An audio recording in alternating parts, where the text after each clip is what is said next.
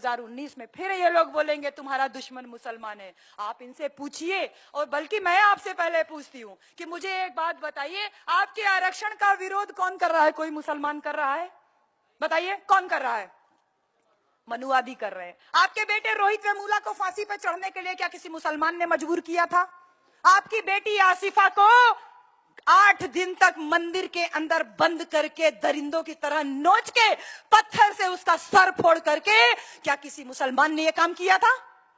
बताइए। अभी उन्नाव में अपनी एक बेटी के साथ में इसी तरीके का काम हुआ। बलिया में अपनी एक बेटी को जिंदा जला दिए, रात में सो रहे थे। उत्तर प्रदेश में बलिया एक डिस्ट्रिक्ट है। यह काम किसी मुसलमान ने किया क्या? आपको जाति व्यवस्था में क्या किसी मुसलमान ने बांटा क्या? बताइए। आपके साथ छुआछूत भेदभाव क्या कोई मुसलमान कर रहा है? आपको शासन सत्ता में आने से रोकने के लिए क्या कोई मुसलमान प्रयास कर रहा है? नहीं। तो फिर आपका दुश्मन मुसलमान कैसे हुआ? कैसे हुआ? फिर ये कैसे लोग हैं जो टीवी पे रोज बहस दिखाते हैं कि तुम्हारा दुश्मन मुसलमान है, तुम्हारा दुश्मन मुसलमान है? आज आप इस दीक्षा भूमि से मैं जो बात कह रही हूं, रोजाना 1 घंटा अपने समाज में निकलिए, भले 10 लोग हों, भले 20 लोग हों, और उनके बीच में जाकर के बोलिए कि हमारा दुश्मन मुसलमान ना तो था, ना है, और ना ही कभी होगा। और इसका प्रमाण भी मैं आपको दे रही हूं।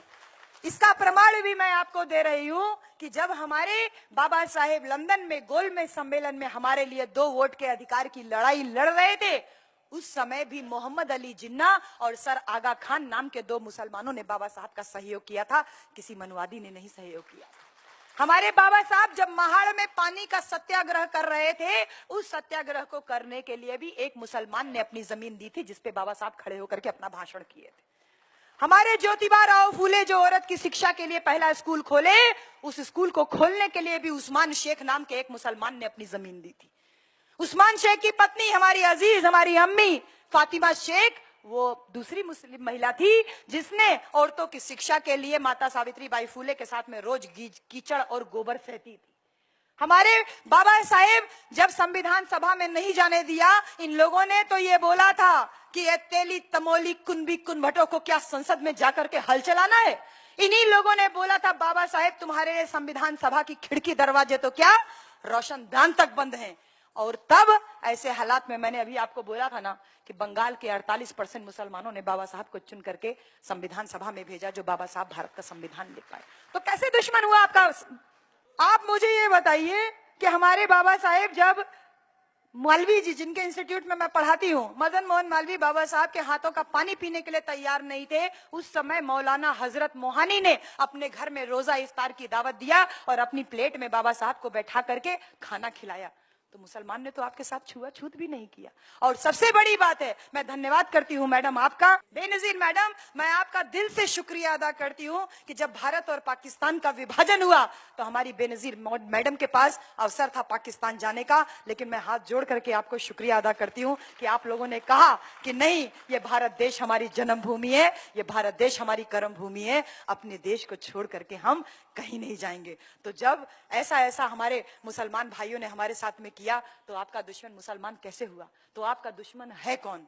सबसे बड़ी बात है, दुश्मन कौन है आपका ये जानिए। आपका दुश्मन वो है जिसने आपको जाति व्यवस्था में बांटा। आपका दुश्मन वो है जो आपके बाबा साहब के संविधान को खत्म करने के प्रयास कर रहा है। आपका दुश्मन वो है जिसने आपके बेटे रोहित वेमुला को फांसी पे चढ़ने के लिए मजबूर किया। आपका दुश्मन वो है जो आपके आरक्षण का विरोध करता है, जो बाबा साहब की उंगली तोड़ता है, चश्मा तोड़ता है, हाथ तोड़ता है, और ये काम मुसलमान कभी नहीं करता। इसलिए 2019 में ध्यान रखिएगा कि आपको ये काम आज से शुरू करना है। अभी 7-8 महीना इलेक्शन के लिए है, ये काम आज से शुरू करना है। फिर से बोलेंगे ये सारे हिंदू एक हो जाओ, तुम्हारा दुश्मन मुसलमान है, कहते हैं मुसलमान गद्दार है। अरे अगर मुसलमान गद्दार है तो इन गद्दारों को दामाद किसने बना के रखा है? हमने बनाया? हमने बनाया?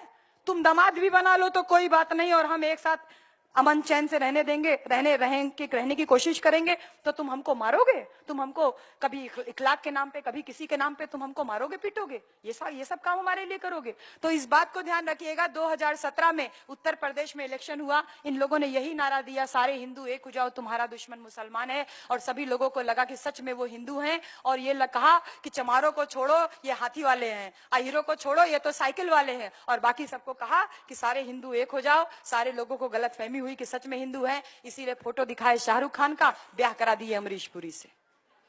यही हुआ उत्तर प्रदेश में 2017 में, और ये काम शायद महाराष्ट्र में रेगुलर होता रहता होगा। मुझे बहुत ज्यादा राजनीति की बात नहीं करनी। अंत में मैं आपको बस इतना कहूंगी कि जो हमने साहब कांशीराम का नारा था, उस नारे को थोड़ा सा आगे बढ़ाया है, और उस नारे को हम हर गांव में जाकर के, रोजाना हम गांव में जाते हैं, अपनी पूरी 2-1.5 महीने छुट्टी, गांव की जो छुट्टियां होती गर्मी की, वो हम गांव में अपने लोगों को जागरूक करने में लगाते हैं। और इसी नारे को हमने दिया है कि बहुजन समाज के 3 कप्तान, दलित, पिछड़ा और मुसलमान। इस नारे को आप महाराष्ट्र में भी चरितार्थ कीजिए। और एक नारा और इसके साथ साथ में चल रहा है, वो नारा हमने दिया है कि चमचागिरी छोड़ दो, शासक बनने पे जोड़ दो।